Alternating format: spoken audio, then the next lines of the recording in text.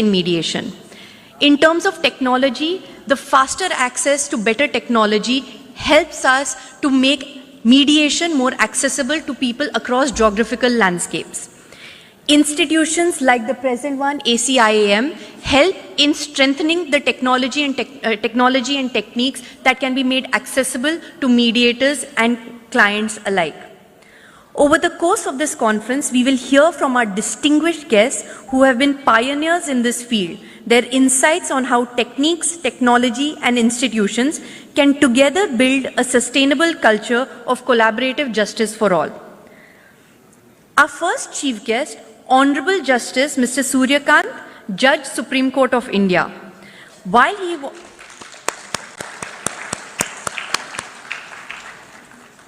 he was the youngest Advocate General of Haryana in 2000, he has had a tremendous career marked by distinction and leadership. While he has contributed significantly to the development of law, we all know that he has also significantly contributed to the development and adoption of mediation. He has been nominated as a member of the governing body of NALSA for 2 consecutive terms and currently holds the position of Executive Chairman. More recently, in July 2025, along with the Honorable Chief Justice of India, he launched the Mediation for the Nation campaign, which was to promote mediation from the Taluka to the High Court level. He has also been a big propagator of using vernacular language in mediation to make it more accessible. Recently, while inaugurating the Supreme Court Bars Association, I quote him as saying, "Courts decide, mediators heal.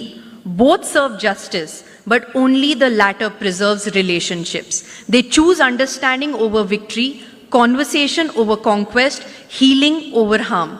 It is truly our privilege to welcome Honorable Justice Suryakant among us today. Sir, may we have you at the dais.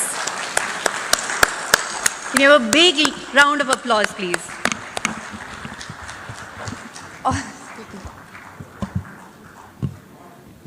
All the dignitaries may come to the stage and we'll introduce them then one by one.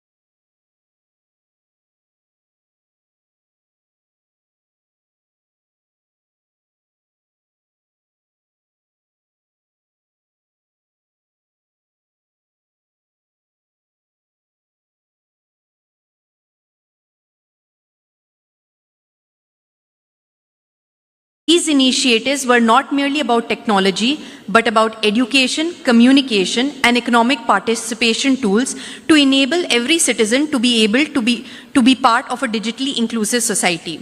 His leadership stands as an inspiration reminder that technology and institutions, when guided by vision, can truly bridge access to justice.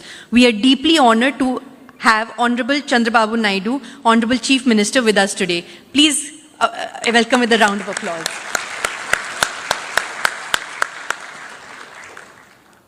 Our next guest is Honorable Justice Mr. D.S. Thakur, Chief Justice, High Court of Andhra Pradesh.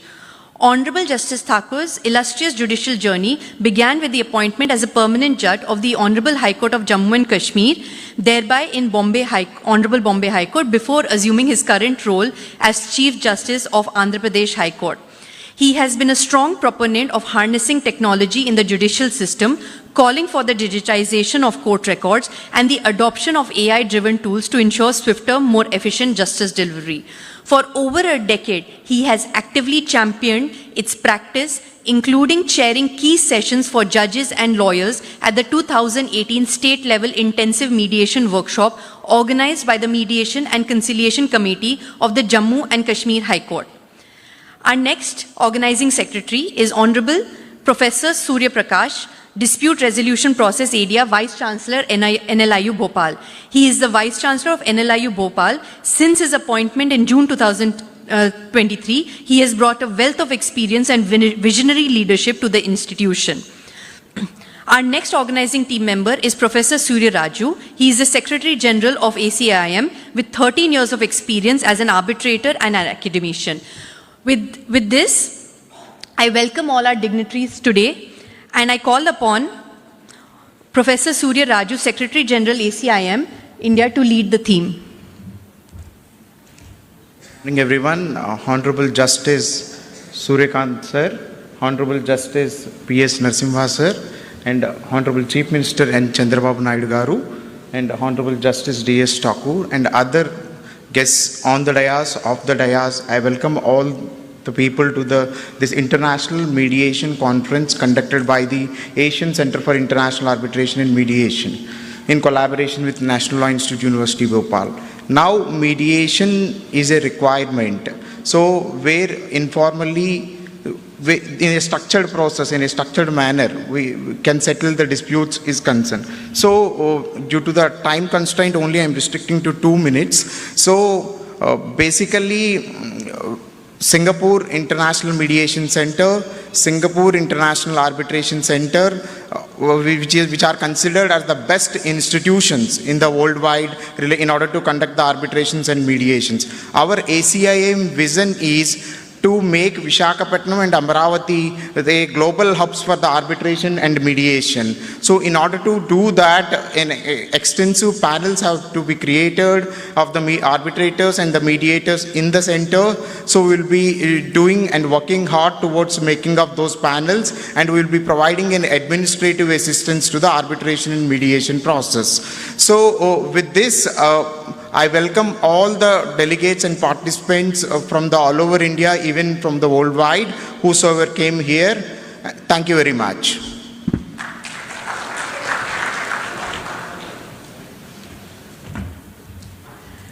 Thank you, Professor Surya Raju. I now call upon Professor Dr. Surya Prakash, Vice Chancellor, NLIU Bhopal, to give to speak about the theme.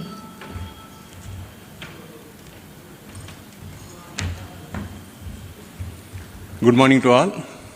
Honorable Justice Sri Suryakant ji, Honorable Justice Narasimha ji, and our beloved Chief Minister Sri Chandrababu Naidu garu, the architect of modern state of Andhra Pradesh, Honorable Justice Thakur ji, Chief Justice High Court of Andhra Pradesh, my student, my friend Professor Surya, and the partners from legal firm, Trilegal, Honorable Judges who has arrived from the state of Madhya Pradesh, Honorable Justice Vivek Agrawal ji, Honorable Justice Vishal Dhagat ji, and AP High Court Judges, Honorable Justice Ramakrishna Prasad garu, and Chairman Patravi garu, and all legal luminaries, dignitaries, and my dear friends.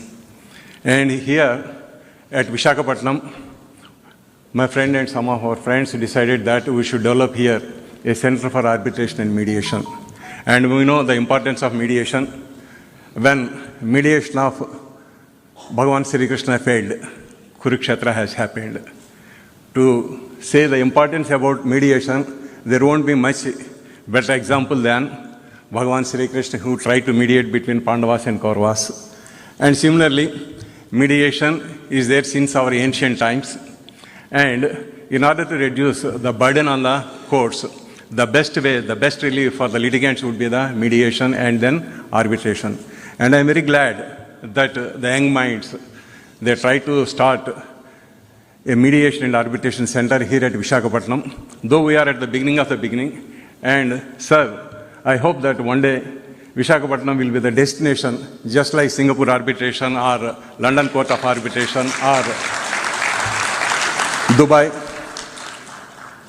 We, the new state, we have to develop so many institutions. Particularly, we had a new High Court at Amravati, and new legal community is developing, and new legal expertise also has to develop in all areas. And one such area is the arbitration and mediation. And definitely, it will serve not only the people of India, but we are looking ahead to serve the litigants in India and also around the world, and definitely under the leadership of our beloved Chief Minister Chandrababu Naidu Garu. Sir, on this occasion, I would like to bring to your kind notice, there are so many institutions which you have to develop in the state of Andhra Pradesh. One such institute which I would like to suggest you is that there should be a school of maritime law. You may call it Indian Maritime School, just like ISB. And because we have 1,040 kilometers coastline, and we had a very day before yesterday, you stated that for every 50 kilometers, there should be a harbor or a port. And keeping in view, because earlier myself and Honorable Justice Narasimha has discussed about this, because Gujarat is having the first largest coastline, followed by the state of Andhra Pradesh. And there is also a lot of maritime arbitration is going on. And I had a discussion with the port chairman earlier, MT Tirumala Babu Garu. And most of the time we are getting the arbitrators from Bombay, sir, for maritime arbitration. Day before yesterday, in this logistics summit, he has said that for every 50 kilometers there should be a port or a harbor. And we have a lot of marine resources, and to do all these things, it is necessary. So far there is only Gujarat Maritime University. And second one, we have to develop much in a better way at an international level. You may call it as International Maritime School, preferably if it's possible on Rishikonda, which we may utilize the infrastructure. And with these few words, and I would like to assure that this Asian International Center for Arbitration and Mediation is going to have a very good future, and we will guide the others by taking forward this institution. And let us take pride for this institution at Visakhapatnam. Later on, we will have our branch at Amravati also, sir. Thank you very much.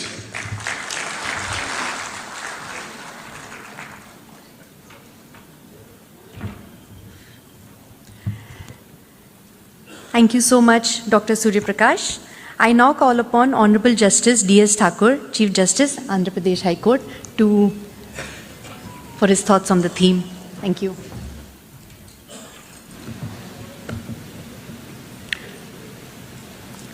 I know we are constrained for time because the honorable dignitaries have also to participate in a university convocation. Therefore, I will try to keep it very brief. Esteemed dignitaries on and off the dais, distinguished participants, ladies and gentlemen. The core theme of the conference, that is mediation, couldn't be more apt in the circumstances in which we are faced today, when the courts in the country are facing an avalanche of cases that have descended upon them. The fact that two of the honorable judges of the Supreme Court, as also the presence of the Honorable Chief Minister on the dais, suggests the importance and relevance of the issue that the courts are being confronted with on a daily basis. As we all know that the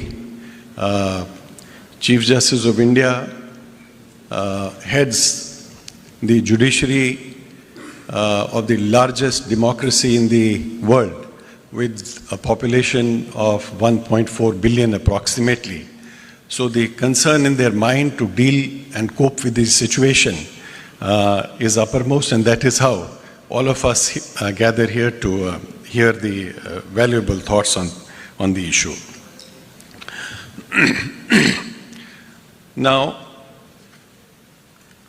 the reasons for the delay in courts primarily is attributed to the inadequate judges to case ratio.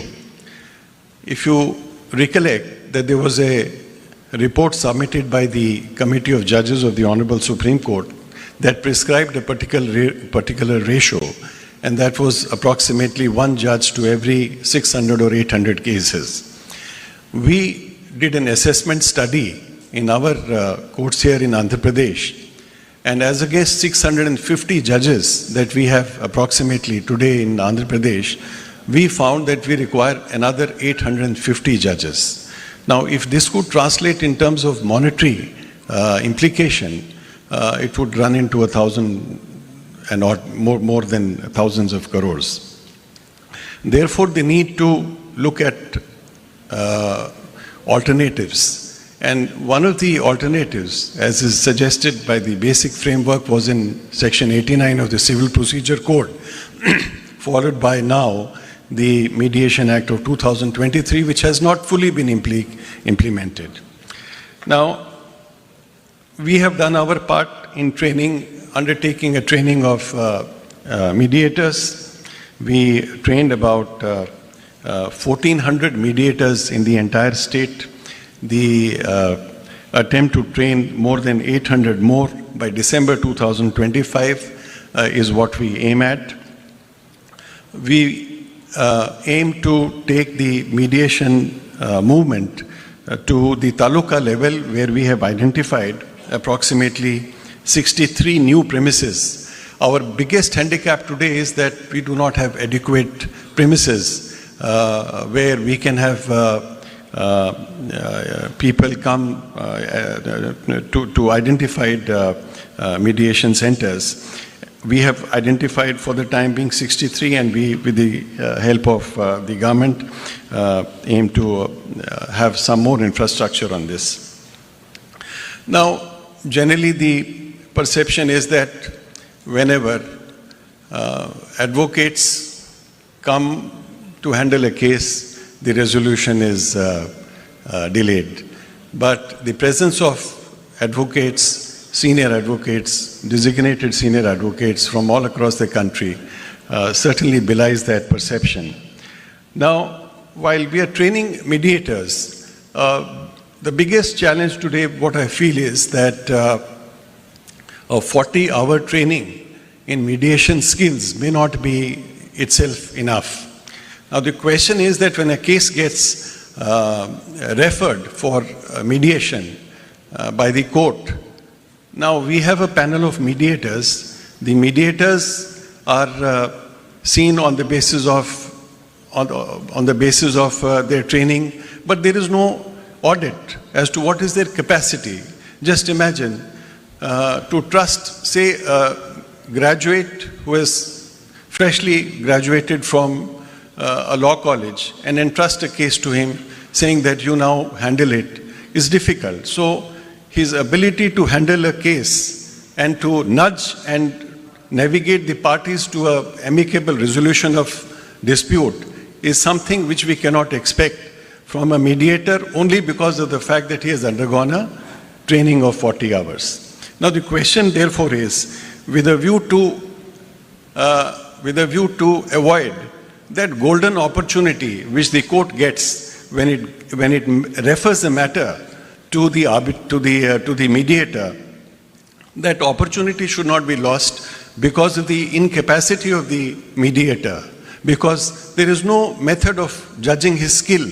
Therefore, there has to be some some mechanism, some certification, some standardized method of determining as to whether the case which is being handed over to him will see some successful fruition or not. That is one aspect of training and skill development, which is most important in my mind. Second is integrity. Now, we have all seen that arbitration was a success. Many judges, retired judges, bureaucrats took to arbitration because it was lucrative. Today, the situation is that while we are seeing this as assuming a movement in the country under the able guidance and leadership of our honorable judges in the Supreme Court, we cannot permit everyone and anybody who volunteers to undergo the training and then come forward. As we have seen in the arbitration world, if there are honest arbitrators, there are also dishonest ones. If there is a demand for honest arbitrators, there is a greater demand for dishonest arbitrators, especially those appointed by, nominated by the parties. Therefore, some sort of a mechanism must be developed so that it is not a free-for-all. I know that there is a time constraint, therefore I hope that the deliberations of this conference help build a system of justice that heals, that restores, and that empowers our people and our economy to move forward. Thank you very much.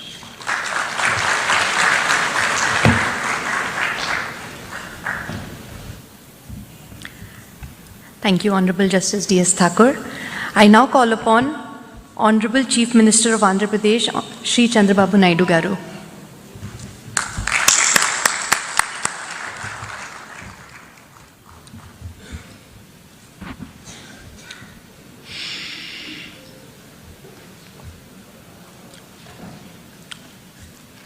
Honorable Justice Sri Suryakant Garu, Honorable Justice Sri P.S. Narasimhan Garu, Honorable Justice D.S. Thakur Garu, Professor S. Surya Prakash Garu, Vice Chancellor, Dr. Surya Raju Garu, Secretary General, ACIAM, Honorable Judges, distinguished jurists, and friends. I am very happy to be here.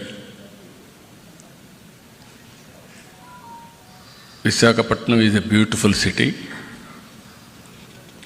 Anybody will go to Hyderabad and stay there sometime. They want to settle there. Now Visakhapatnam, anybody will come. They will settle permanently in Visakhapatnam. That is the beauty of Visakhapatnam. Either hospitality or beaches or natural beauty, everything wonderful place. Apart from that place, from all these things, it is a very, very positive people. Recently, Visakhapatnam is rated one of the most safest place for women protection. That is very interesting comment. I want to make it here. Not only women's safety, even men's safety also, this is the best place.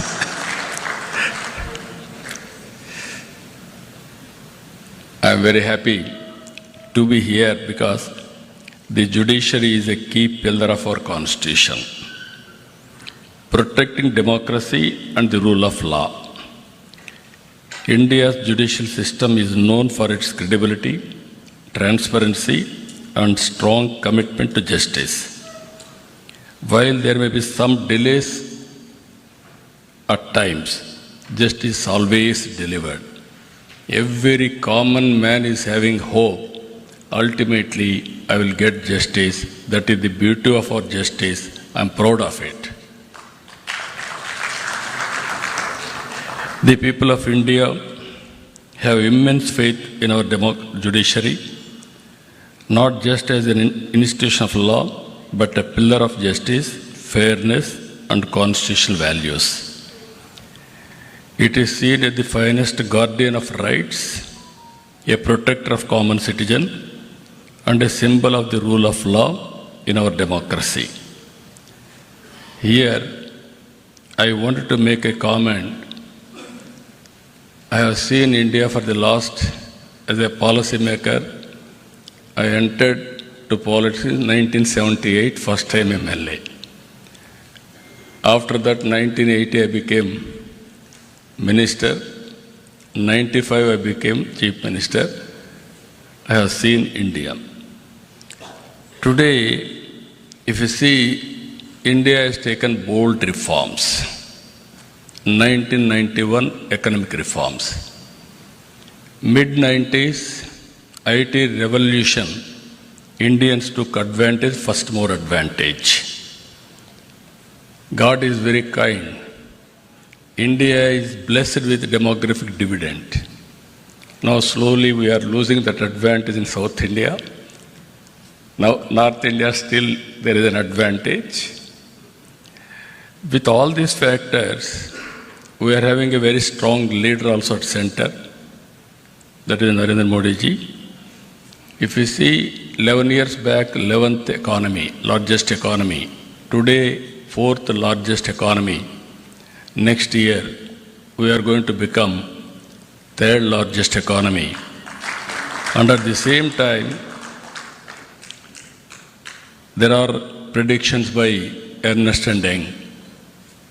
By 2038, we will become 2nd largest economy in the world. I don't have any doubt about it. And also 2047, India will be number 1 economy globally. It is going to happen because of our inherent strengths. If you see here some of the reforms, I have seen tax reforms, CST, VAT, GST, improved version of GST now, another reform. With all tax reforms, we are growing 6-7% now. There is a potential of growing 10% in the near future. If all these things will happen, then nobody can stop India moving forward. This is the situation we are all here now. At the same time, ADR and India's mediation culture. Just now, Vice Chancellor rightly mentioned, if you remember mythology, Krishna was the best mediator. But of course, mediation has failed. Ultimately, what happened, happened. That is how things are happening. And also, I have seen in my own experience, in villages, there are some respected elders to mediate so many disputes. I am personally witnessed. My father, he was not educated, but abundant common sense. More than 10 villages, they used to call him, they used to discuss, they used to redress their problems. That is how mediation has helped in India. After that, we are all talking panchayats, how they have solved all problems. Today we are having more courts according to me. But earlier, to go to court, people used to feel shy. Litigation is the last resort. That is how they have to work in that direction. Today, technology has become a very big handy.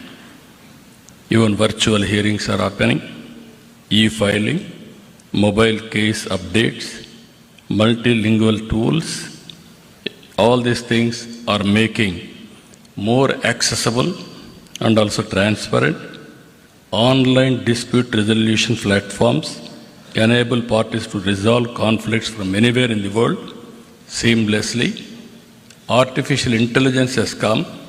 We have to use it discreetly, otherwise we will have a problem. And also blockchain has come. even in blockchain, transparent proof, and also enforcement can be done globally. These are all various things are happening. So I am very happy today we are all here. What we are doing, how to take forward with innovative ways. As Vice Chancellor rightly mentioned, I am very happy if we can make Visakhapatnam one of the biggest center better than Singapore, ADR center. Government of Andhra Pradesh is willing to contribute that ecosystem. I will be very happy for that. Friends, and also Honorable Supreme Court judges and High Court judges, you are all watching. India is moving new technologies, high tech. Now we are taking advantage of it. For the last 1 year, we are able to mobilize $100 billion investment to Andhra Pradesh.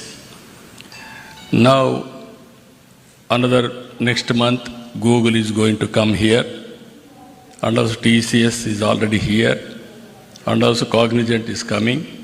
With all these things, what today India is having, data centers, Visakhapatnam is going to have more than what India is having total data centers capacity. That is going to happen within 1 or 2 years' time. And also, we are going now Quantum Valley. America is having Silicon Valley. They are proud of it. India, we started recently Quantum Valley.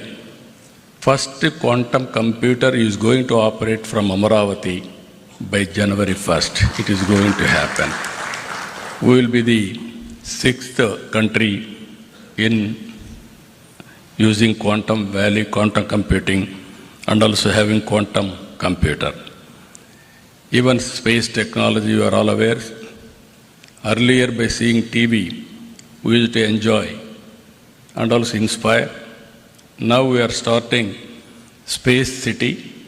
America is having SpaceX. We are having Space City now.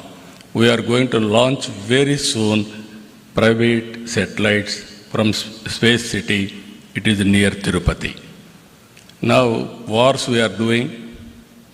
Earlier, we need more manpower. Now, drones are enough. All technologies are going to happen. We are starting Drone City in Kurnool now for civilian applications and also defense applications. Electronic City, aerospace, these are all some of the areas we are going. Now, what I wanted to emphasize here, we have to think alternative mechanisms also. Even in this, what I am requesting these organizers, and also under the guidance of Supreme Court and also Honorable Justice, our Surikant Garu, they have to, and also our Narasimhan Garu, you have to guide alternative methods. Even to establish courts, that is one way, but how to create a mechanism with alternative disputes redressal mechanism. Even technology, how to use it, how to go about innovative way, all these things, I am confident they will work it out.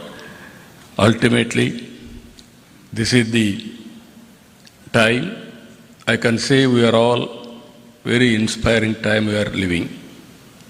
One example I will tell you, in my government, no citizen can come to office. Around 700 services we are delivering through WhatsApp governance from his home. All data, historical data is available. We are capturing all the data with Government of India, Government of Andhra Pradesh, and also AI tools are available. Quantum computing is available. Real-time data we can collect through satellite, drone, CCTV camera, IoT, wearables, CC, all these things, if you can collect, even through artificial intelligence, if you can apply, we can guide them real time. If with all these things are, that is where I am saying now, earlier we used to work very hard, future is only how to work smart. I am very happy. Indians are going to service the global community. As of now, people are going there. In future, from anywhere in India, they are going to deliver services. If necessary, they can go and work physically. That is going to happen. In this regard, how to reduce disputes, how to make more support for economic growth. That is where we are going to see. One thing I want to make it very clear here. India is going to become globally number one country. Indians are going to become number one globally. We have to plan now 145 crore population. With this population, what type of society we need? Not only building rich, but we have to make how to bridge the gap between haves and have-nots. It is our responsibility to provide better living standards for every citizen. It is possible if we can plan properly by politicians and also guide by judiciary properly. India will be the best place to live and also best country to lead the global community. With this, I am very happy what our friends are doing here. Ultimately, I am seeking always guidance from Supreme Court, judges, and also our Andhra Pradesh High Court for doing better things. With this, thank you, one and all.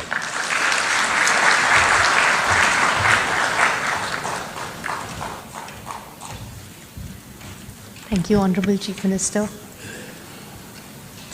I now call upon Honorable Justice P.S. Narasimha, Judge of the Supreme Court.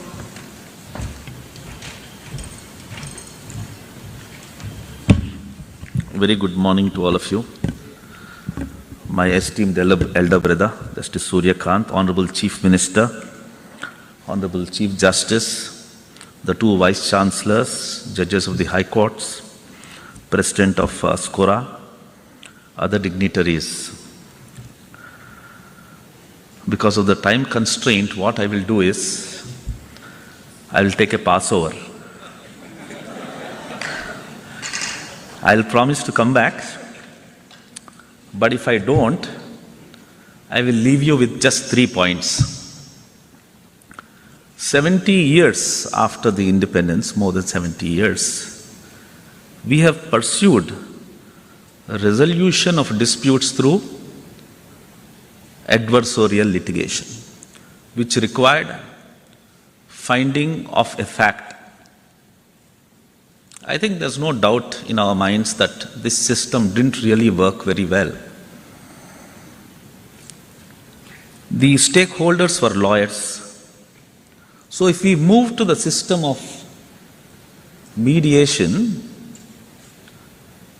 the persons who will be doing the mediation substantially are also lawyers.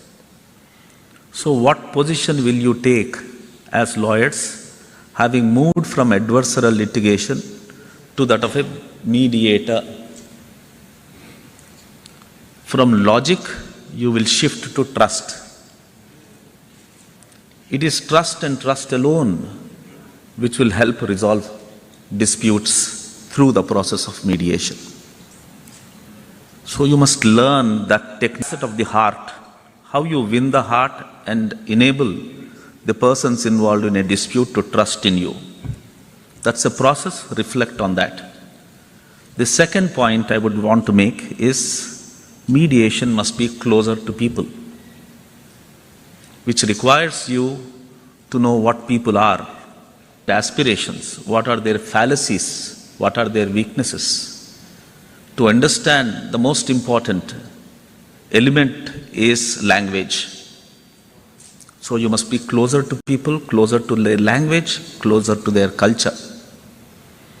The third point, which I will leave you with this, we experimented with one alternative dispute resolution, that is arbitration.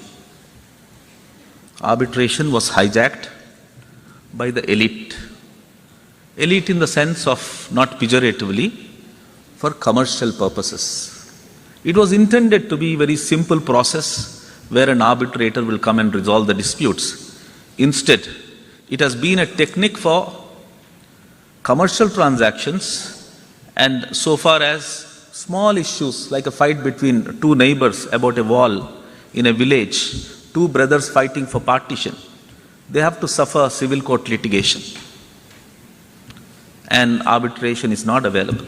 My fear is that same thing might happen even to mediations. Mediation must be kept simple. As easily as possible, the disputes should be resolved. And what are the methods by which these three things that I have indicated can be achieved? I will discuss with you. Mediation is very close to my heart. If I come back, I will participate in one of those sessions and share my thoughts with you. Thank you very much. Thank you.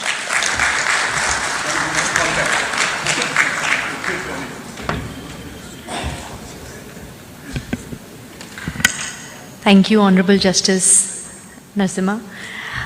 I now call upon Honorable Justice Suryakant, Judge of the Supreme Court of India.